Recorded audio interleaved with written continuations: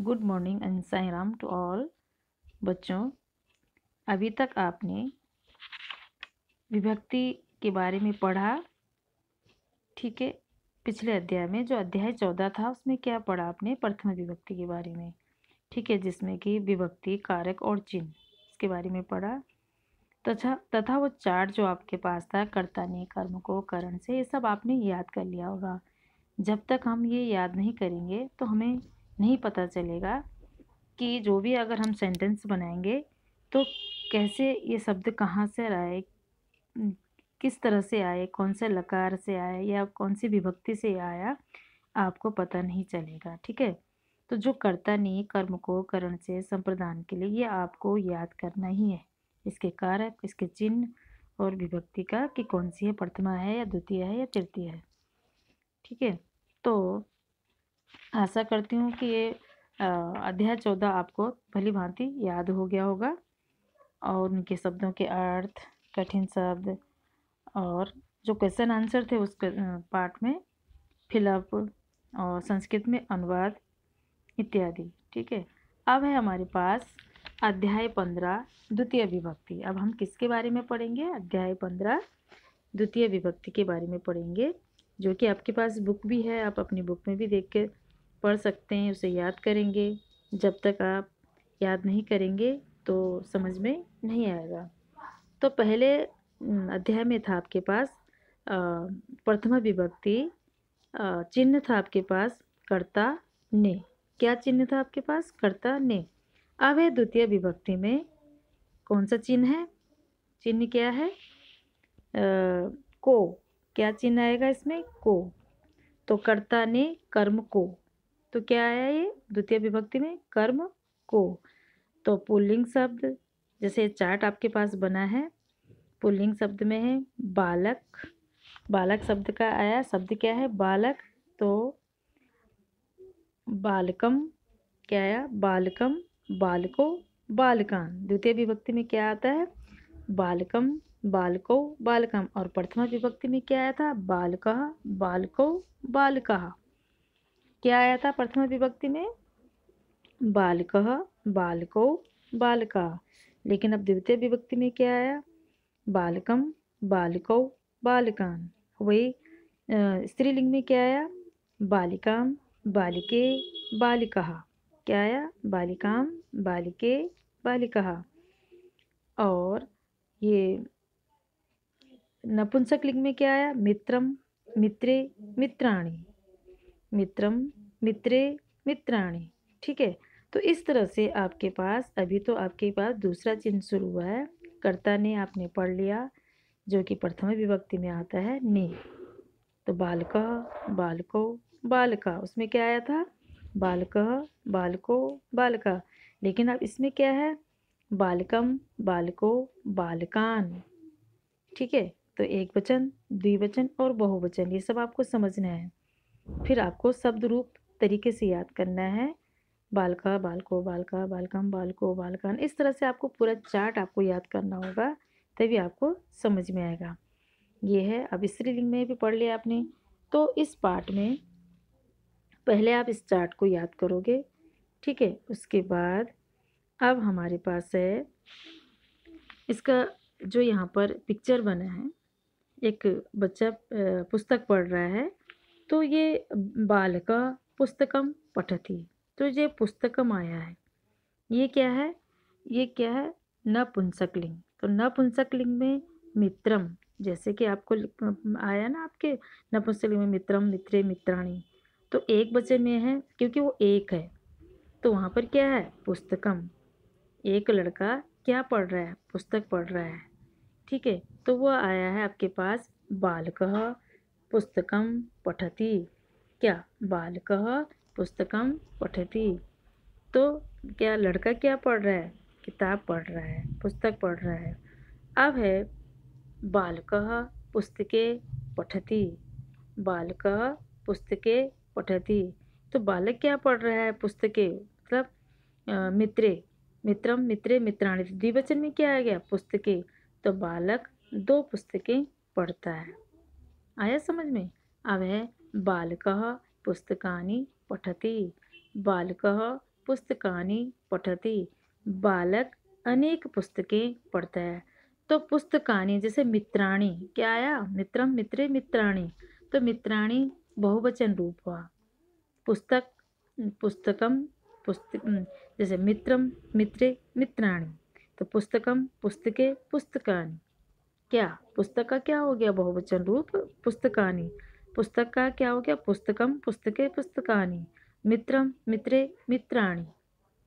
तो आपको मालूम हो गया कि द्वितीय विभक्ति में क्या आता है और किस तरह से बोला जाता है। तो आपको प्रथम विभक्ति से लेके संबोधन तक याद करना है, एक एक चीज़ याद करना होगा आपको, तभी समझ में आएगा, अदरवाइज नहीं। ठीक है, तो ये है बालका पुस्तकानि पठति, बालक अनेक पुस्तकें पढ़ता है, क्योंकि बालका एक वचन है और पठति भी एक वचन में आया है, लेकिन पुस्तकानि क्या आ गया, ये बहुवचन रूप में आ गया। अनेक पुस्तकें, पुस्तकानि का मतलब क्या हुआ, अनेक पुस्तकें। अब है आगे, यहाँ पर एक लड़की का पिक्चर है, तो यहाँ पर उसका नाम है रमा। क्या नाम है उसका, रमा। तो रमा पत्रम लिखती, रमा क्या कर रही है, पत्र लिखती है।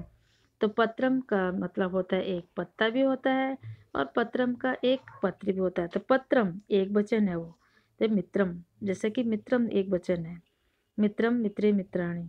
तो रमा, रमा क्या है, स्त्रीलिंग में, लेकिन एक वचन है। तो रमाहा होता तो अनेक लड़कियां होती, अनेक रमा उनका नाम होता, लेकिन यह रमा केवल अकेली है वो, और उसका नाम क्या है, रमा पत्रम लिखती, रमा पत्र लिखती है।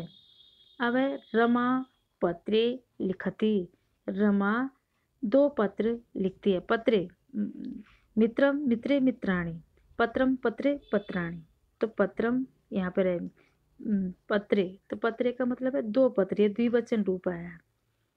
लिखती वो अकेली लिख रही है, इसलिए लिखती आया है। अनेक लड़कियां होती तो वहाँ पर क्या आता है, लिखंती आता। आया समझ में, या लिखता आता, दो होते तो लिखता आता, दो लड़कियां पत्र लिख रही हैं तो लिखता आता उसमें।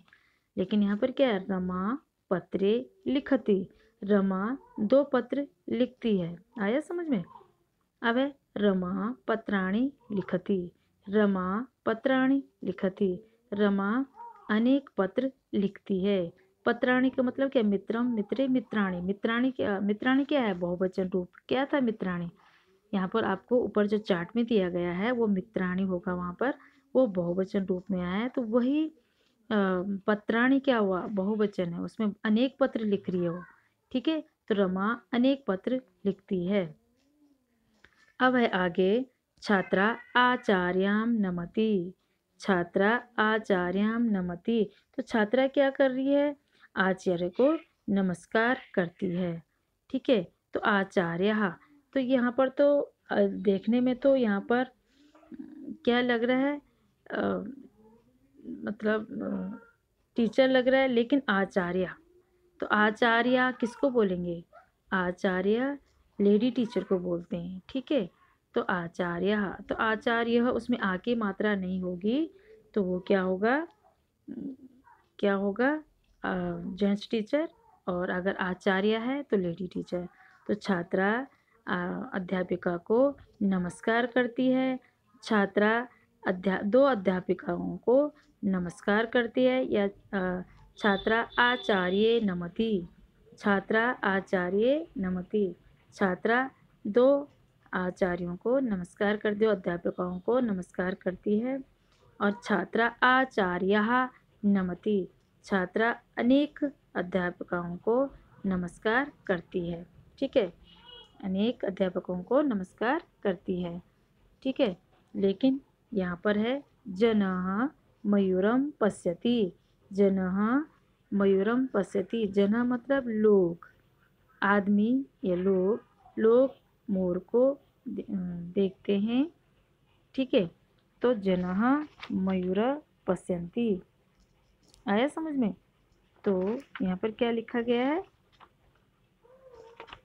लोग मोर को देखते हैं, जनः मयूरो पश्यति, तो लोग दो मोर को देखता है, आदमी क्या करता है, दो मोर को देखता है, और जना मयूरान पश्यति, तो लोग अनेक मोरों को देखता है। ठीक है, आदमी अनेक मोरों को देखता है। इस तरह से एक वचन, द्विवचन और बहुवचन द्वितीय विभक्ति में कैसे आता है, मित्रम मित्रे मित्राणि करके, जो कि, लेकिन मयूर क्या है, मयूरो तो मयूरम और मयूरा, ये तो नपुंसकलिंग नहीं है, ये क्या है, पुल्लिंग शब्द। ठीक है, तो ये पुल्लिंग है, तो इस तरह से आपको पढ़ना है।